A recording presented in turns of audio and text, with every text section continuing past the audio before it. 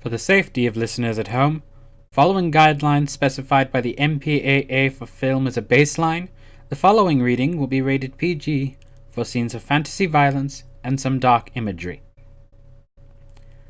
The text read comes from a slightly earlier version of the novel. As such, wording may be different in certain places compared to the final published text. However, the author has endeavored to make sure that the reading and the novel are as close as possible.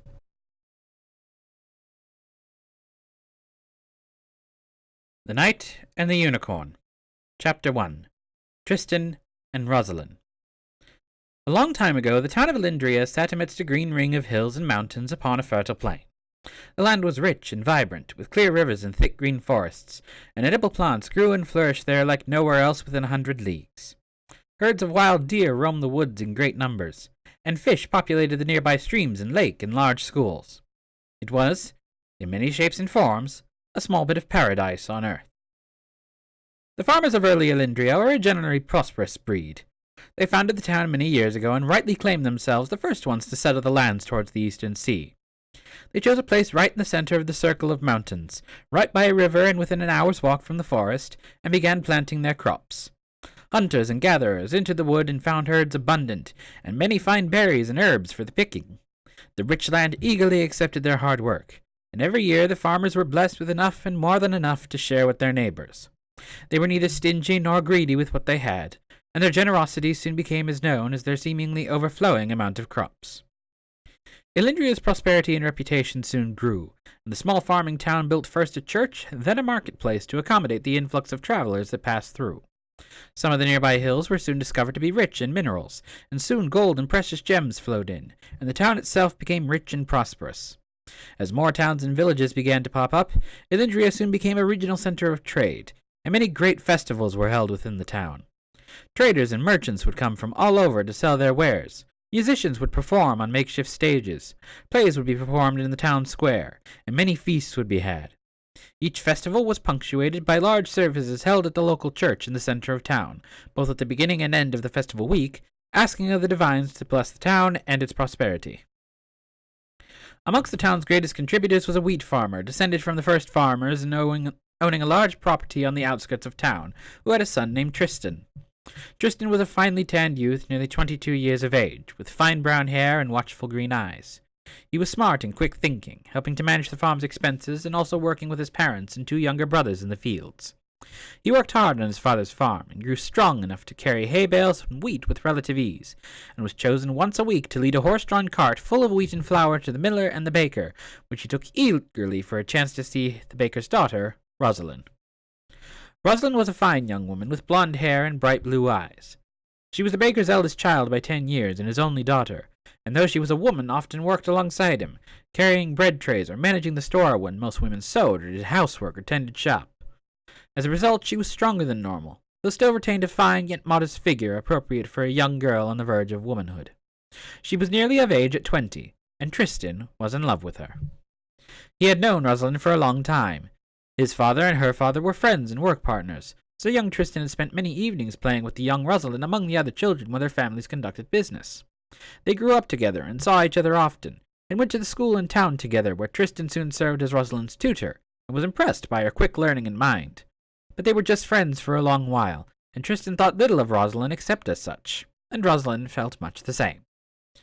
Once Tristan had finished his schooling, he went to work on his father's farm full-time at 16. He grew strong and handsome, but spent little time with Rosalyn until on the eve of his 19th birthday, when he took a load into town and tried speaking with the baker. The baker himself was not available, but Rosalyn had recently turned 17 and exited school herself, and was now working with her father. It was she who met him that one day in the shop. She helped him bring in a load of flour from the mills and gave him some fresh baked bread to take home with him, and when Tristan left he could not get the girl at the baker's out of his mind. She was more than simply pretty to him. In the years since they had last seen each other, Rosalyn had grown into a strong and vibrant woman, confident and intelligent. She had talked of being quick to pick up on both the managing of the shop and the actual process of baking the bread, and her father was already thinking of making her the primary inheritor of the shop when he retired or passed away, despite having a son who was then 7 years old, and he still being strong enough to work for a long time. And it wasn't until Rosalyn herself remembered the young man from her youth and longed for him to be more than just a playmate. And so, over the past 3 years, they began to see each other more frequently. Rosalyn would ask for the afternoons off, and Tristan would finish his deliveries and come to see Rosalyn at least once a week. They went walking through the marketplace looking at shops, or fishing in the streams, or walking through the nearby woods, or climbing up one of the small hills nearby and watching the sunset until it was nearly dark and time to go home for the evening meal. Tristan brought Rosalyn gifts of flowers, books, and jewelry, and Rosalyn bought him other books and bracelets and tools or pens he was interested in, and each held the other fondly in conversation and in their hearts. Their love for each other was strong, so strong in fact that it was Rosalyn who brought up the idea of them marrying after she came of age. At first Tristan laughed it off, saying they were too young to consider that as yet, but the more he thought, the more he came into agreement with the idea. A few weeks later he promised her that, as soon as he was ready, and if she was still willing, he would propose to her some time after she came of age. And neither of their parents seemed to mind this arrangement either, for both were quite skilled and hard-working, and seemed already mature for their young age. On the evening just before Rosalyn's 20th birthday, the day in which she would come of age and their promise could be fulfilled, she suddenly seemed hesitant and distant. She and Tristan had gone for a walk, as they normally did, and had gone to the top of a nearby hill, away from prying ears and eyes, but she did not seem to feel much like talking. "What is the matter, Rosalyn?" Tristan asked her, feeling concerned for her strange behavior. "You are usually pretty happy when we come up here for the evening. Today it looks as though something is on your mind. Is something wrong at home? Are you not feeling okay?" Rosalyn shook her head. "I am fine," she replied, "and there aren't any problems with my family. But I feel like I have been dreading something these past few weeks." "Rosalyn," Tristan said as comfortingly and tenderly as possible, "if you are not okay with me asking to marry you after you come of age, you can tell me. I promise I will not be offended in the slightest." "It is not that. It's not about you. It feels like I keep hearing voices, or seeing strange things following me around." "What is the matter?" Tristan asked, now defensive and protective. "I promise you nothing shall harm you while I'm around." Rosalyn smiled, but it was weak and concern was still on her face. "I know you would, Tristan. I know you would go to the ends of the earth for me. But—" She turned her face away from her lover and towards the mountain with the shrine. "I cannot explain it. It isn't anything in town. It feels like something from the woods, under the mountain with the old shrine on it." Now the woods under the mountain with the shrine were filled with tales of giant creatures and dangerous magic, and so Tristan was not wholly surprised. But they rarely attacked the village, and outside of that section no animal posed any real threat even to a surprised villager, who almost always would go toward the more tamed woods directly to the south, either in a group or well armed even with simple spears or poles and torches, and would be left alone. Tristan was more surprised that the intelligent, strong young woman he loved was scared, when he knew her to be usually more resilient, and so he took the matter urgently under the strange circumstances. "What do the voices say?" he asked her, taking one of her hands in both of his own.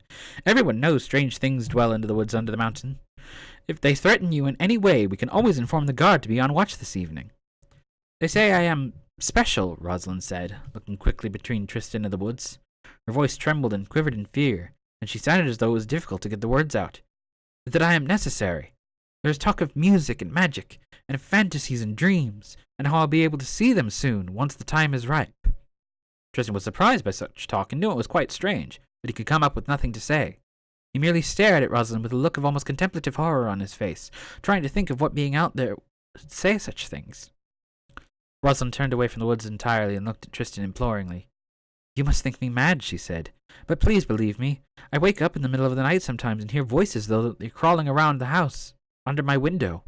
There is promise in the voice, but underneath I cannot help but detect something malicious and predatory, and I'm afraid whatever it is will try and steal me away." "I don't think you mad," Tristan interjected. "I simply cannot believe that something like that could have lived in the woods for so long as to escape our notice. But one cannot excuse it for mere dreams if it keeps happening, even if it is at night. Perhaps someone in the village will understand." "I am scared even to tell my father," Rosalyn replied, taking hold of both of Tristan's hands. "He should think someone to be making passes at me, and yet the only one he can think of as showing interest in me is you. No, we cannot tell my parents. They should split us up before we could make any headway with them." "Then to whom should we go?" Tristan asked. "There must be someone. I can think of other evidence that the town guard should be aware of. Someone keeps busting down the fences of our backyard and personal garden, and trampling the ground in a direct line through the fields between our house and the woods. There are strange prints in my window that make it seem like someone broke down the wood fence and tried looking in the house. These are small signs, but enough to have the guard keep watch over our house tonight." "Then we shall tell the guards," Tristan said. "Trespassing, vandalism, and destruction of crops are notable crimes and easily stopped if forewarned. I will go with you and vouch for your story, as simplified as it may come." Rosalyn smiled, and this time it was strong and confident. Thank you, Tristan. I love you, Rosalyn, and I would do anything for you to keep you safe. I love you too, Tristan, and I trust you to keep me safe no matter what.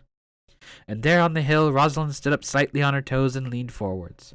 Wrapping her arms around Tristan, she pressed her lips to his, and they kissed for the first time, warm, tender, and affectionate. Tristan wrapped his arms around Rosalyn in return, and they gently nuzzled each other's foreheads. And it was not until Rosalyn started to move away that Tristan let go. As they held hands once again on the hilltop, Rosalyn was truly smiling again, and Tristan hoped that all would be well soon enough. Tristan walked Rosalyn to the guard headquarters, and they informed the night shift captain of the crop damage, fence damage, and the trespasses that came onto Rosalyn's family property.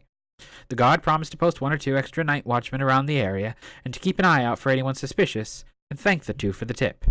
Then Tristan and Rosalyn walked home. Rosalyn was still resistant for Tristan to go. I would feel safer if you were here, she said, not quite willing to let go of his hand, or if I were with you. If you are afraid of the woods, our house is closer and less protected, Tristan said. The captain promised his guards would keep an extra lookout, and more would be on duty. Your home is safer. Even so, I am afraid of you going away, as though there is a barrier that leaves me when you are gone. Perhaps it is only stress from these things preying on my mind, but I am afraid nonetheless. I shall come and check on you first thing in the morning, Tristan promised. As soon as the cock crows and the sun rises over the horizon, I shall stop by and make sure that you are okay. Rosalyn smiled once again. I will be strong for you, Tristan, and let us both pray to the divines that no harm comes to either of us this evening. And so they departed, Rosalyn going into her home and Tristan returning to his family's farm.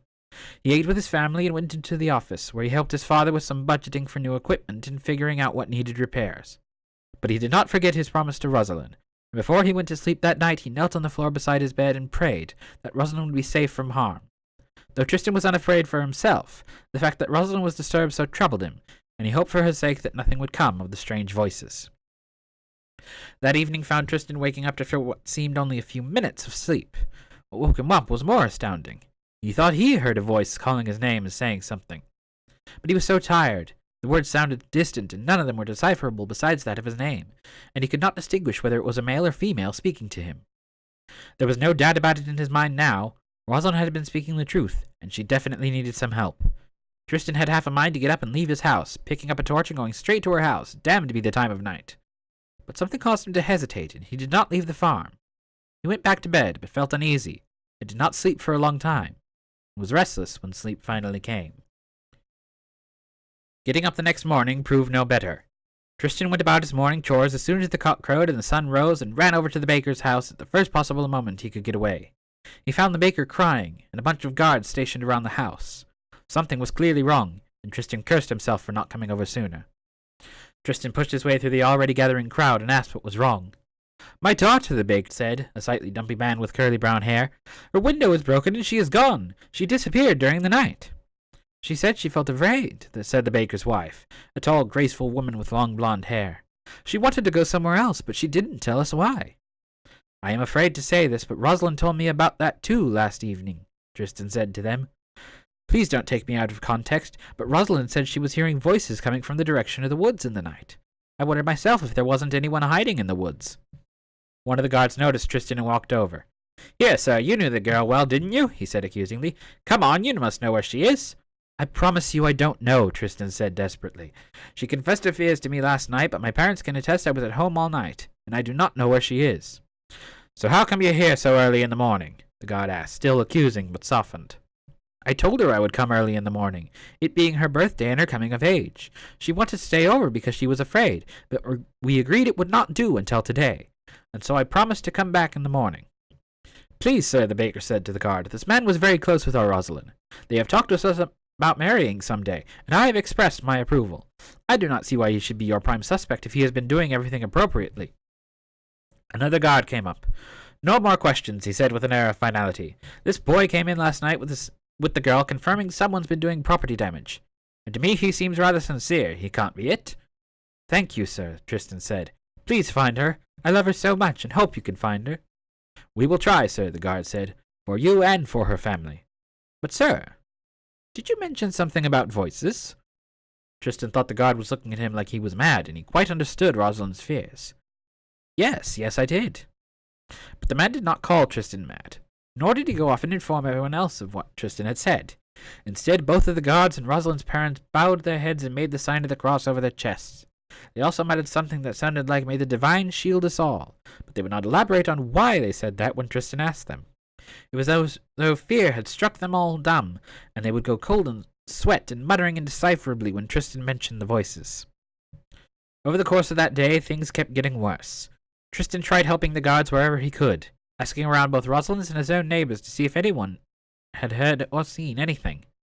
But despite the searching and what felt like the entire town being turned inside out looking for the missing girl, no one could find anything.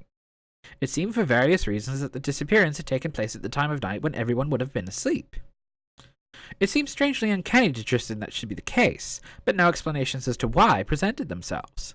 The guards had heard and seen nothing, even though more were posted around Rosalyn's house that night. The night watchmen around the edges of town heard nothing, and even the light sleepers were not awakened by the sounds of struggling. Something was off that could have been explained by the hour alone, but Tristan couldn't put his finger on it. That night Tristan slept as well as he could to no avail. His dreams were filled with visions of the forest under the mountain top, and it seemed as though voices flitted on the edge of hearing, saying little decipherable but his name once again. It felt as though someone was calling him to the forest, but how and why he knew not. And while the property around his home showed no changes of damage or signs of trespassing, Tristan was sure someone had been nearby yet again. By the morning after Rosalyn's disappearance, the case was labeled a missing persons case, and the entire town was in an uproar.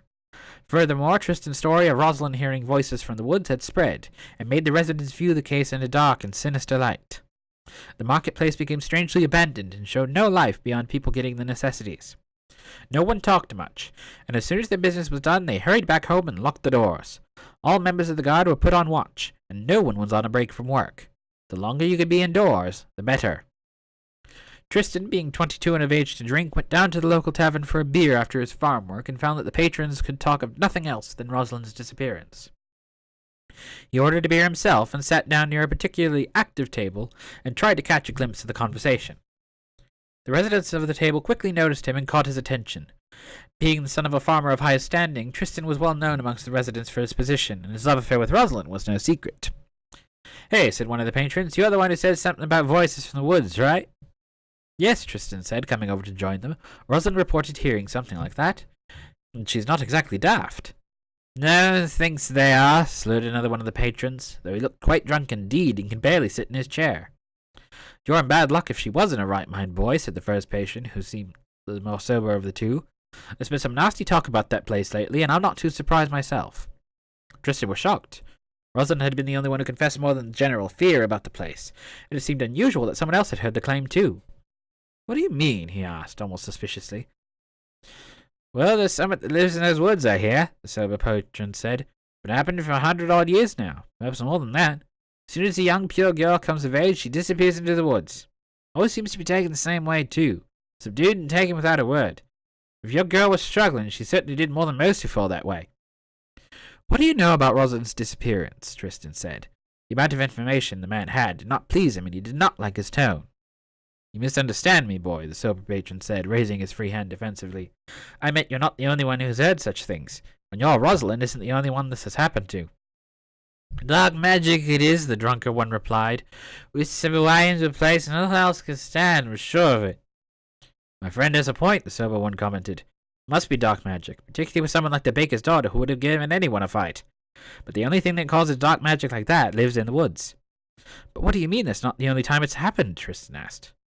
"My own daughter was taken," the drunk one replied. "My only sunshine stolen away in the middle of the night. It happened 3 years ago. Couldn't take it anymore. Twice in 15 years, no less. Been driving myself in drink since the second one." "Happens about 3 or 4 times a year," the sober one agreed. "Someone's daughter, always on the day they turn of age and always pure, goes missing. And everyone heard the voices from the woods before they were gone." "Tell me more," Tristan said. "Certainly someone ought to know what to do." "I'm afraid the only one who would know more is the head priest, Friar Jacobs," the sober one said. "Talk to him. He'll tell you the whole story. His relations have been dealing with it for longer than anyone." Discouraged, but with no other trail to follow, Tristan finished his drink and left the bar, with the resolve of talking to Friar Jacobs at the church the next day. The church was the largest building in town, surpassing even the government offices, the inn and tavern, and the houses of some of the richest members of the city. Built with white stone from the hills, dark oak from the forest, and boasting a white cross on top of a large bell tower, the church could hold almost 1,500 people sitting in the pews, more if extra chairs were brought out and filled to the brim. There were 12 stained glass windows, 6 on either side, and a white cross was hung both at the interior above the back of the altar and over the double doors outside. The good friar was the 5th head priest of the church since it was built in the town, just after the big industrial and economic boom that quadrupled the town in size. He had come to the position at a young age, in his late 20s, and was now just shy of 60. He lived just next door in a modest house no bigger than a cottage, and could almost always be found either in the main sanctuary of the church or the small library where he kept his texts and notes. It was in this small library where Tristan found the friar, a tall man with balding grey hair and small, watchful brown eyes. He was dressed in a black cassock tied around the waist with a golden rope, and around his neck was a pendant in the shape of a cross, painted a very bright white like the one above the altar. He was at a desk reading a book of history when Tristan walked in, but he looked up and immediately put a tassel in it to mark his place, and stood up to greet him. "I was wondering when you would come, my boy," Friar Jacob said, his voice deep and gravelly, but kind and tender. "I am very sorry. You were always very close to Rosalyn." "Thank you, Friar," Tristan replied, smiling appreciatively. "I heard you were praying in the sanctuary the moment you heard the news. Your sympathies are much appreciated." "It is good to hear," Friar Jacobs replied, nodding. He looked Tristan up and down for a moment before speaking again. "But I am sure by your restlessness that you're not here for the sympathies. What can I help you with?" Tristan was thankful the priest seemed open to conversation. He wasn't sure how much of a touchy subject it would be. "I need you to confirm some of the stories I've been hearing around town. Is it true that others like Rosalyn have been kidnapped before? Other young women reaching their 20th birthday?" Friar Jacobs lowered his head with a sigh. "Yes, it's true," he said gravely, frowning slightly. 6 times a year a young woman is stolen away from the village. Some say it's 4, but the guard endeavors to keep the populace less afraid than it already is. And it sometimes affects our neighboring towns, too." "But how come I haven't heard of this before?" Tristan demanded, simultaneously confused and irritated. "And why hasn't anyone done anything to stop it from happening?" "Oh, there have been attempts to stop it, but none have had any success. The history is a long one. It is best if we sit down. Come, let me make you some tea, and we shall talk." Friar Jacobs led Tristan back to his kitchen and put some water to boil. Once the water was boiling nicely, he portioned out 2 teacups and placed them on the table to steep, adjusting himself in the chair to get comfortable for our long talk. "Long ago," Friar Jacobs began, "back when Alindria was newly grown and poised to expand, a certain enchantress walked into town. She appeared to be a very beautiful woman, and at first the villagers were amazed and enthralled by her. She was a powerful sorceress who knew a great deal of magic, and even performed a few wonders the likes of which no one had seen before, though it is well accepted that a magician of considerable talent is a good thing to have, considering the beasts that roam the lands. The villagers led her about the town, and she talked with some of the most important people, including the mayor. My predecessor and the first priest of the church had just come to the position in his early 30s, and was one of those important men that she spoke with. But she would not come near the church, not even within 30 feet of the doorstep." "But what does this have to do with the missing girls?" Tristan wondered. "Hold on, boy, there is more story to tell," Friar Jacob said. He tested his tea and, finding it to his satisfaction, began to sip on it, and Tristan followed suit as the priest continued. "Well, the men of the town were all satisfied with the enchantress and decided to strike up a deal. She would stay in town and protect it with her magic so long as a monthly payment was given to her. She saw the rising economic prosperity of the town and noted that many around would be willing to attack it, and she would be of utmost importance, and use her curses and magic to drive them away. Some of the men liked it, some of them disagreed, and some of them were hesitant at this prospect, so they sent her away for a short while to talk about it." "They must have refused her offer, then," Tristan said between sips of tea. "I know of no one with such magic in this town." "Indeed, but it was almost not so. As a matter of fact, the more the men thought about it, the more they wanted to invite her in to live within the town, and they felt oddly safe with this decision despite the odd circumstances surrounding her visit. But there was something nasty about her refusal to come anywhere near the church, something that set off an alarm in the head priest. Even a man who doesn't believe in the divines will willingly walk into the church to see a play on festival days, and yet the sorceress refused to even come near. The men were shocked when the priest presented his evidence. How could someone so safe and trustworthy be unable to come close to the pride of the village architecture and staple of the town's festivals? But immediately came to their senses. They agreed the enchantress could not stay in their town, and so they told her as much when she returned. "It can't have been that easy," Tristan commented. "No, it wasn't. In the talks the next day, she almost got them to reconsider, but But then the priest got up and said a quick prayer, and accused her of not being a mortal woman, but a monstrous beast. The minds of the men were restored to them, and their original purpose renewed, and they saw through her disguise, forcefully ejecting her from the town. She went away, cursing them, and saying the town would dearly pay for not accepting her.